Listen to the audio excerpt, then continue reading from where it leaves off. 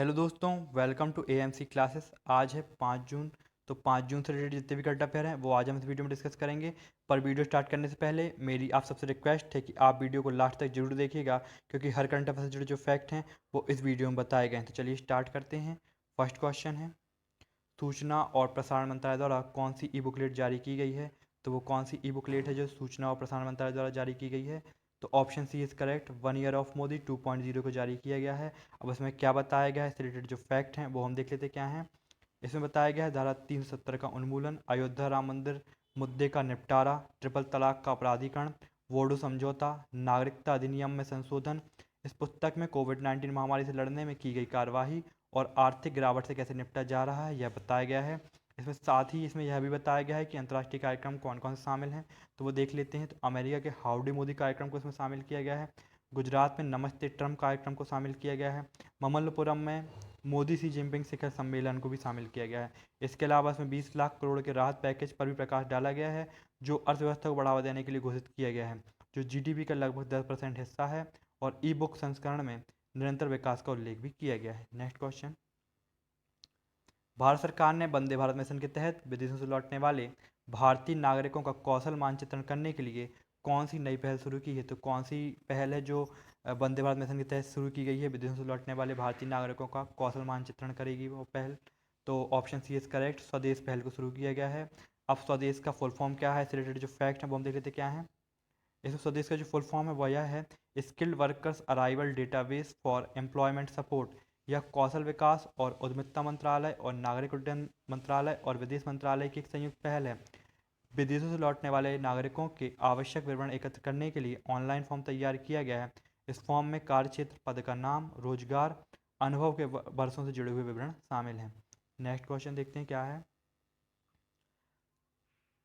भारत सरकार ने 1.5 करोड़ डेयरी किसानों के लिए कौन सा कार्ड उपलब्ध कराने अभियान शुरू किया है? तो वो कौन सा कार्ड है जो डेयरी किसानों के लिए उपलब्ध कराया जाएगा? तो ऑप्शन डी इज करेक्ट, किसान क्रेडिट कार्ड। किसान क्रेडिट कार्ड को डेयरी किसानों के लिए भी अब उपलब्ध कराया जाएगा। अब इससे रिलेटेड जो फैक्ट हैं वो हम देख लेते क्या है।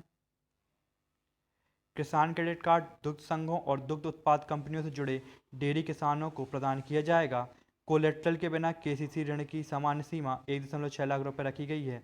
उत्पाद और प्रसंस्करण इकाइयों के बीच बिना किसी बिचौलिए के गठजोड़ के अंतर्गत जिन किसानों का दूध सीधे तौर पर दुग्ध संघों द्वारा खरीदा जाता है, उनके मामले में ऋण सीमा कोलेट्रल के बिना 3 लाख रुपए तक होगी। Next question, British academy of British academy and television arts BAFTA का नया अध्यक्ष किसे नियुक्त किया गया? तो बाफ्टा का नया अध्यक्ष किसे नियुक्त किया गया है? तो option D is correct, Krishnendu Majumdar. किसे नियुक्त किया गया है? कृष्णेंदु मजुमदार को नियुक्त किया गया है बाफ्टा का नया अध्यक्ष। अब इससे रिलेटेड जो फैक्ट हैं वो हम देख लेते क्या हैं।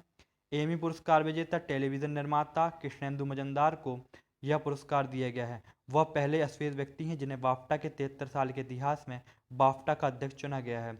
वह पिप्पा हैरिस की जगह लेंगे, जो अब डिप्टी चेयरपर्सन के रूप में अपनी सेवाएं जारी रखेंगे। पिप्पा हैरिस क्या करेंगे? अब डिप्टी चेयरपर्सन के रूप में अपनी सेवाएं जारी रखेंगे।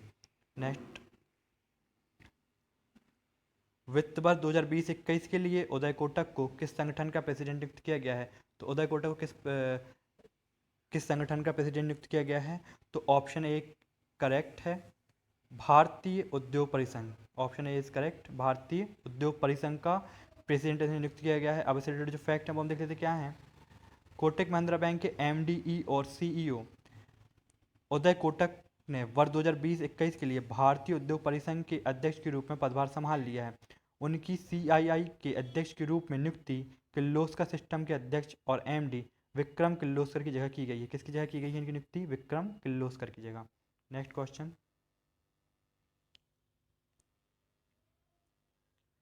हाल ही में किस कंपनी ने लोगों को दूरी बनाए रखने में मदद हेतु सोल्डर ऐप लॉन्च किया है? तो किस कंपनी ने सोल्डर ऐप लॉन्च किया है देखते हैं। Option A is correct, Google. Google ने सोल्डर ऐप लॉन्च किया है। अब इससे रिलेटेड जो फैक्ट है वो हम देख लेते क्या है। गूगल का यह टूल एंड्रॉयड स्मार्टफोन यूजर्स को सोशल डिस्टेंसिंग बनाए रखने में मदद करेगा। सोशल डिस्टेंसिंग को बनाए रखने के लिए टेक्नोलॉजी का भी सहारा लिया जा रहा है। आरोग्य सेतु ऐप इन्हीं पहलों में से एक है। इस टूल की सहायता से एंड्रॉयड स्मार्टफोन यूजर्स दूसरे लोगों से दूरी बनाए रखने में सफल होंगे। गूगल ने कोरोना वायरस महामारी को देखते हुए एंड्रॉयड यूजर्स के लिए सोडोर टूल विकसित किया है। कोविड-19 के तहत गूगल ने इसे शुरू किया है। Next question, Lakshmi Vilas bank के प्रबंध निदेशक और मुख्य कार्यकारी अधिकारी सुब्रमण्यन सुंदर का कार्यकाल भारतीय रिजर्व बैंक की मंजूरी मिलने के बाद कितना बढ़ा दिया गया है? तो इनके कार्यकाल को कितना बढ़ा दिया गया है? तो option C is correct, 6 month के लिए, 6 महीने के लिए बढ़ा दिया गया है। अब इससे रिलेटेड जो फैक्ट है वो हम देख लेते क्या है। इनके कार्यकाल को 6 महीने की अवधि यानी 30 नवंबर 2020 तक बढ़ा दिया गया है। साथ में इसमें एक बात और है कि नए सीईओ की नियुक्ति तक इनके कार्यकाल को बढ़ाया गया है। जो भी पहले हो तक के लिए बढ़ाया गया, मतलब जो भी पहले होता है, अगर 30 नवंबर 2020 पहले होता है या किसी नए सीईओ की नियुक्ति की जाती है तो इनके कार्यकाल को उसी टाइम पे समाप्त कर दिया जाएगा। लक्ष्मी विलास बैंक के एमडी और सीईओ के रूप में सुब्रमण्यम सुंदर के कार्यकाल को दूसरी बार बढ़ाया गया है। कितनी बार बढ़ाया गया इनके कार्यकाल को? दूसरी बार। अब इम्पोर्टेंट बात इसमें क्या है, आरबीआई के 25वें गवर्नर कौन है? शशिकांत दास हैं। मुख्यालय कहाँ है आरबीआई का? मुंबई में। स्थापना कब हुई थी इसकी? 1 अप्रैल 1935 कोलकाता में। नेक्स्ट क्वेश्चन देखते हैं, भारत को राफेल लड़ाकू विमान किस देश से प्राप्त होंगे? तो भारत को लड़ाकू राफेल विमान किस देश से प्राप्त होंगे? Option A is correct, France. France से प्राप्त होंगे राफेल लड़ाकू विमान। अब इससे रिलेटेड जो फैक्ट है वो देख लेते क्या है। केंद्रीय रक्षा मंत्री राजनाथ सिंह ने हाल ही में फ्रांस के सशस्त्र बल मंत्री फ्लोरेंस पार्ली के साथ एक चर्चा की। मंत्री ने बाद में घोषणा की कि फ्रांस ने कोविड-19 महामारी से उत्पन्न होने वाली चुनौतियों के बावजूद दसॉल्ट एविएशन कंपनी द्वारा बनाए गए राफेल लड़ाकू विमान की समय पर डिलीवरी का आश्वासन दिया है। नेक्स्ट क्वेश्चन, कोविड-19 पर बिहाइंड द मास्क पुस्तक हाल ही में किसने लिखी है? तो किसने लिखी है बिहाइंड द मास्क पुस्तक? तो option C is correct, Mohammad Abdul Mannan. किसने लिखी है यह पुस्तक? मोहम्मद अब्दुल मन्नान। अब इससे रिलेटेड जो फैक्ट है वो अब देख लेते क्या है। भारतीय मुस्लिम पत्रकार और लेखक मोहम्मद अब्दुल मन्नान की बिहाइंड द मास्क कोविड-19 की उत्पत्ति, प्रसार और प्रभावों को कवर करने वाली पहली पुस्तक है। इस पुस्तक में अमेजन में प्रिंट और डिजिटल दोनों स्वरूप में जारी की गई थी। बिहाइंड द मास्क भारतीय मुस्लिम लेखक की 8वीं पुस्तक है। कौन सी पुस्तक है ये? भारतीय मुस्लिम की 8वीं पुस्तक है। नेक्स्ट क्वेश्चन, निम्न में से किसके द्वारा भारतीय गैर सरकारी संगठन को विश्व तंबाकू निषेध दिवस अवार्ड 2020 से सम्मानित किया गया है? तो किसके द्वारा सम्मानित किया गया है? ऑप्शन डी इज करेक्ट, विश्व स्वास्थ्य संगठन द्वारा। अब इससे रिलेटेड जो फैक्ट है वो हम देख लेते क्या है। विश्व स्वास्थ्य संगठन द्वारा नई दिल्ली स्थित गैर सरकारी संगठन को विश्व तंबाकू निषेध दिवस अवार्ड 2020 सम्मानित किया गया है। यह पुरस्कार बिहार, झारखंड में गुटखा, पान मसाला, हुक्का और ई सिगरेट पर प्रतिबंध लगाने के प्रयासों के लिए दिया गया है।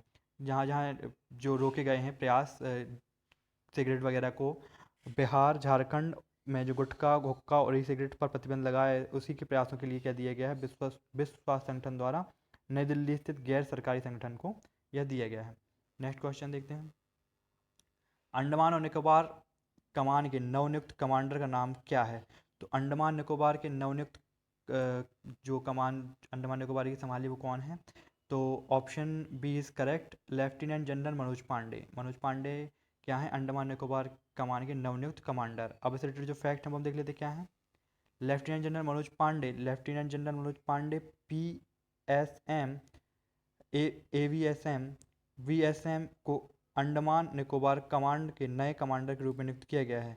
वे 15वें कमांडर इन चीफ हैं और उन्हें 1 जून 2020 का पदभार संभाल लिया है। उन्होंने क्या किया है? 1 जून 2020 को पदभार संभाल लिया है। वह एक जनरल ऑफिसर हैं और उन्हें दिसंबर 1982 में कोर ऑफ इंजीनियर बॉम्बे सेपर्स में नियुक्त किया गया था। कब नियुक्त किया गया था उन्हें? 1982 में कोर ऑफ इंजीनियर बॉम्बे सेपर्स में नियुक्त किया गया था।